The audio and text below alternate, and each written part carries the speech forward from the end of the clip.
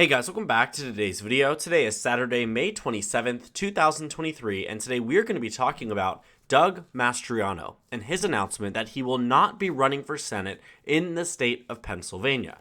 Now, the reason why an announcement that somebody is not running for Senate is important is because of the candidate that is announcing that they are deciding against their bid. Doug Mastriano, the 2022 Republican nominee for governor in the state of Pennsylvania, made a video announcement saying that at this point in time, he will not be considering a Senate bid. To give you a bit of background on Doug Mastriano as a candidate, like I said, he ran in 2022. He ran against the newly elected governor, Josh Shapiro, the former attorney general of the state and the incumbent Democrat at the time. The state of Pennsylvania voted overwhelmingly for Josh Shapiro to be elected the next governor to succeed Tom Wolf, the current Democrat in office, in the 2022 midterm elections by a margin of about 15 percentage points across the state.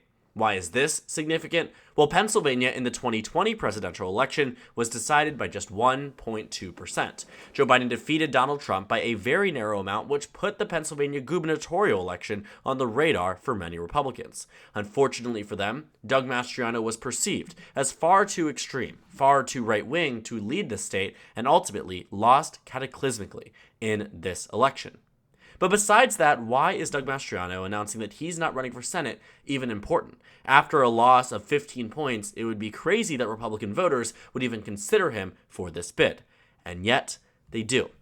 Or at least they did, which is why he had to answer these calls on him to run.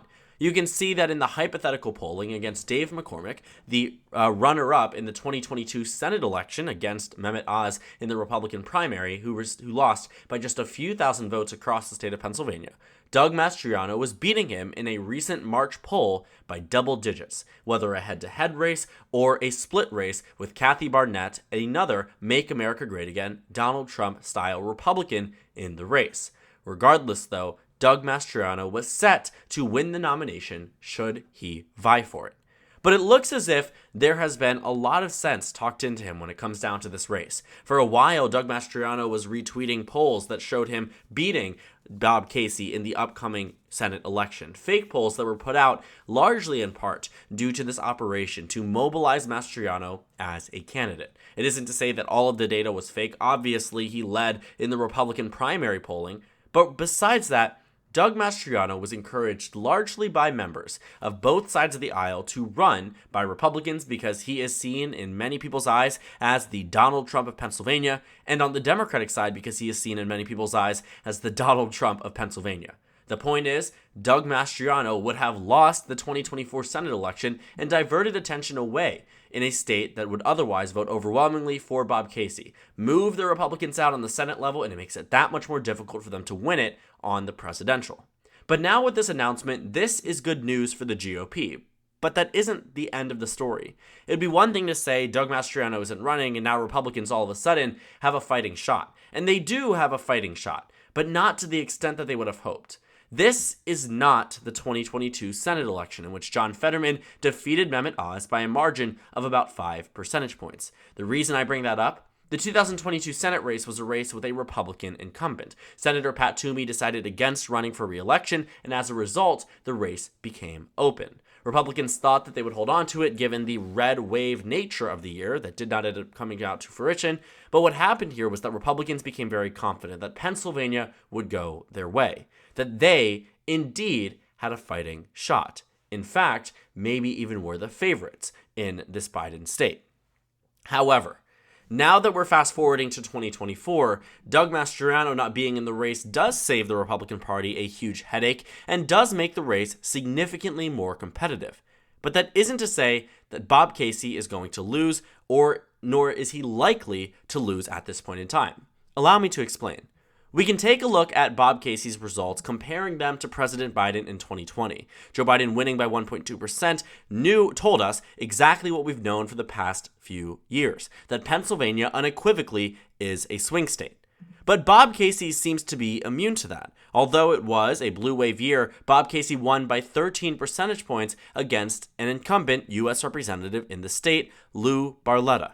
In 2012, he defeated his opponent by a margin of 9 points on the same ballot that you saw President Obama winning by 6. In 2006, another blue wave year, but still a good one for Bob Casey, outperforming many other races. Bob Casey wins by 17.4% in this race. What am I trying to tell you here? Well, the average of Bob Casey's victories hover in the double digits. Hover in the double digits in a state that comes down to single digits on the presidential margin. I do think 2024 will be Bob Casey's most competitive year, but that doesn't mean he's doomed for defeat. He currently stands as one of the most popular statewide elected officials in the state of Pennsylvania. He also stands to be one of the more popular Democrats in the United States Senate.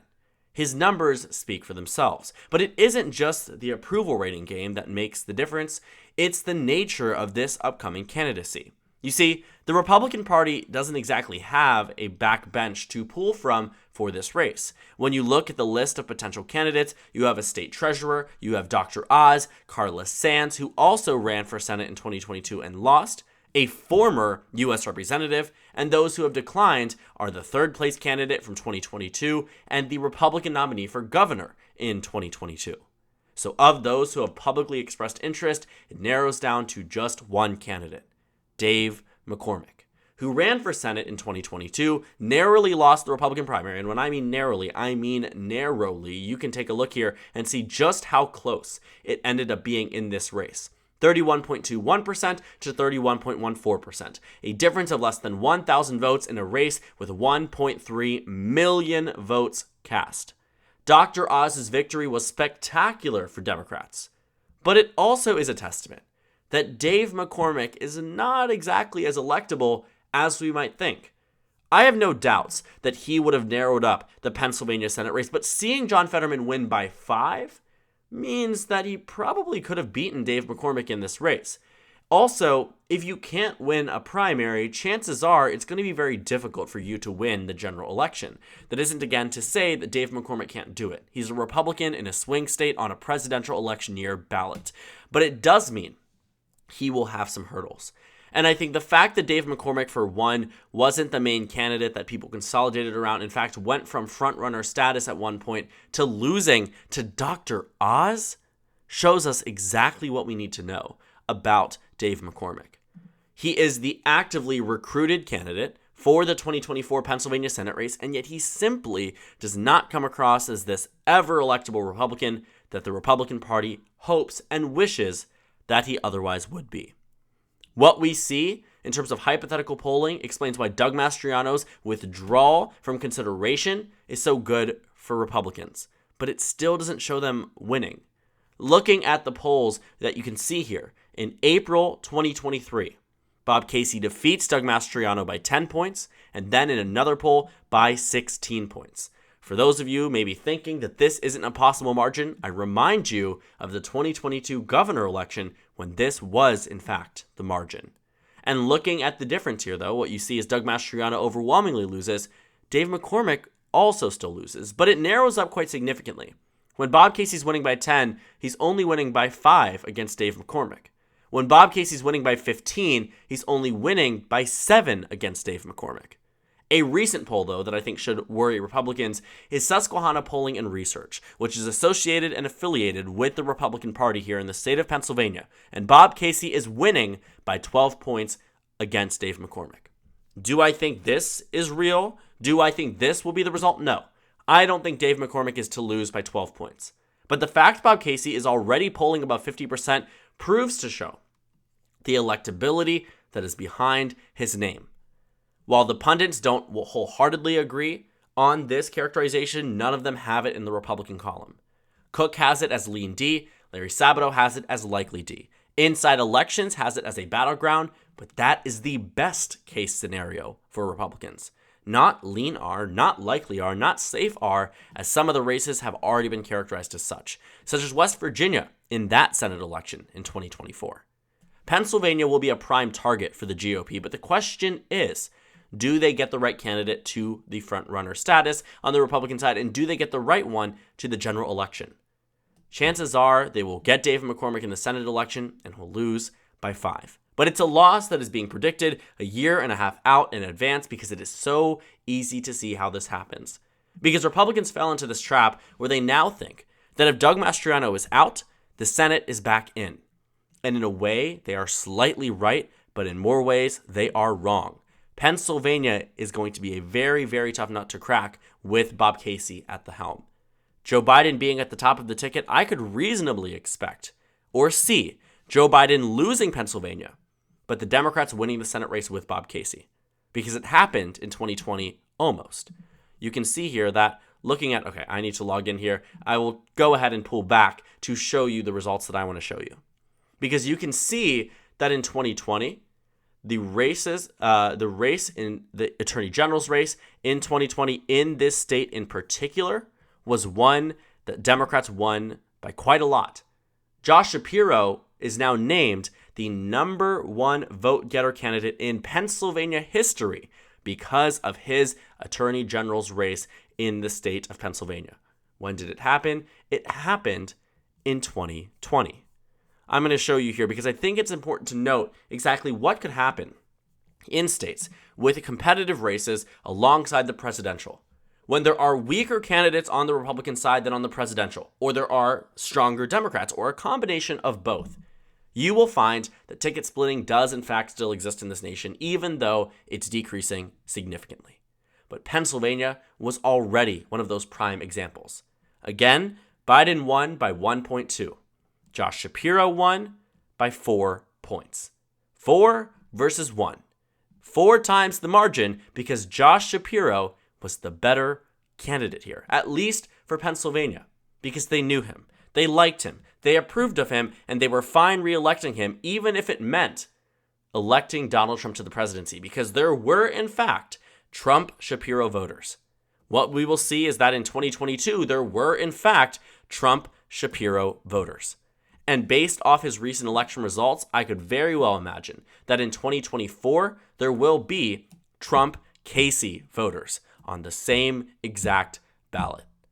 So my main takeaway from here, though we did deviate far from Doug Mastriano withdrawing himself from the race, we do know this, that Pennsylvania still leans towards the Democrats. That it's not this race that the Republican Party has all of a sudden captured such a commanding advantage over the Democrats. That Doug Mastriano was their only hurdle. That is a false sense of being secure in the state of Pennsylvania, because quite frankly, that's not what is the reality. This is one piece of the puzzle that needs to be put in for a Republican victory, but they are far from complete. They need better campaigning. They need better candidates. They need better candidates in other races. They need a better candidate on the top, on the presidential. They need Donald Trump to not be the nominee. Because another common denominator between both of the failing Republicans in 2022 in Pennsylvania, both were endorsed by Donald Trump. And in the state of Pennsylvania's Senate race, that Republican, Dr. Oz, would have never made it there without the endorsement. Because of how close it was, I believe 1,000%, had Donald Trump not spoken on this race, Dave McCormick would have been the nominee, and the Senate race would have been a lot closer. I think Fetterman reasonably still could have won, but I don't think it would have been nearly as advantageous for the GOP. Because it isn't just Pennsylvania where there is this common denominator in failing candidates with one common denominator. It's Georgia with Herschel Walker, propped up by Donald Trump, lost.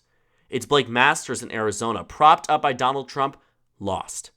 It is these races where Donald Trump had a direct impact on the Republican nominee for Senate, for governor, for representative, and what happened is they fell flat on their face. And that's exactly what will happen in 2024 if the Republican Party doesn't seem to get their act together, or does not get their act together when it comes down to this race. Dave McCormick is the strongest candidate I see on this list here. But quite frankly, that isn't telling us much, because even the Republican internal polls show him losing by 12 points across the state. There are a lot of things to consider when it comes down to the Pennsylvania Senate race, and Doug Mastriano withdrawing himself is just one of them.